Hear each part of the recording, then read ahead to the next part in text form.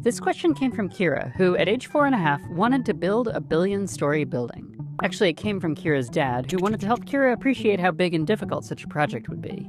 Kira, if you make a building too tall, the top part is heavy and it squishes the bottom part. Until you make it really tall, and then the top part will tear itself off and go into orbit near the moon. But we're getting ahead of ourselves.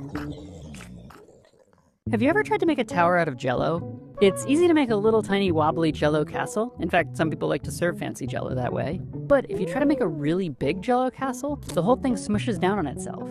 The same thing happens with buildings eventually. The buildings we make are strong. The tallest are almost 1 kilometer tall, and we could probably make buildings 2 or even 3 kilometers tall if we wanted, and they would still be able to stand up under their own weight. But too much higher, and we'd run into the Jell-O problem. The top part would squish the bottom part. There are other problems with tall buildings too. One is wind. The wind up high is very strong, and buildings have to be very strong to stand up against the wind.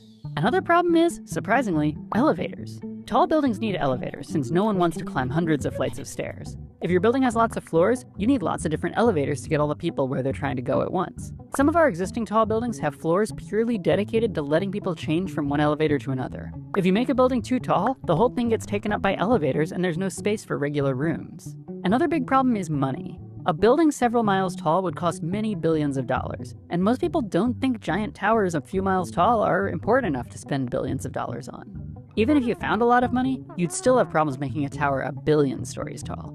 1 billion stories is just too many. A big skyscraper might have about 100 floors, which means it's as tall as 100 little houses. If you stacked 100 skyscrapers on each other to make a mega skyscraper, it would reach halfway to space. This skyscraper would still only have 10,000 floors, which is way less than your billion floors. So let's stack 100 mega skyscrapers to make a mega skyscraper. The mega skyscraper would stick out so far from Earth that spacecraft would crash into it. Some, like the International Space Station, could steer around it, but space is full of broken satellites and pieces of junk all flying around at random, some of which will eventually smash into your mega skyscraper at very high speeds. And anyway, a mega skyscraper is only 1 million floors high. That's still a lot smaller than the billion that you want. So let's stack up 100 mega skyscrapers to make a mega skyscraper. The mega skyscraper would be so tall that the top of it would just barely brush against the moon.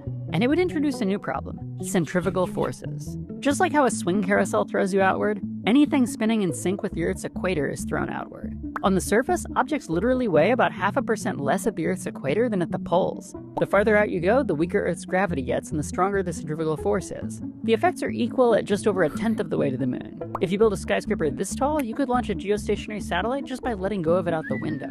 But our mega skyscraper is so much taller than geostationary orbit that most of its mass is where the outward pulling centrifugal force is much stronger than gravity. The engineering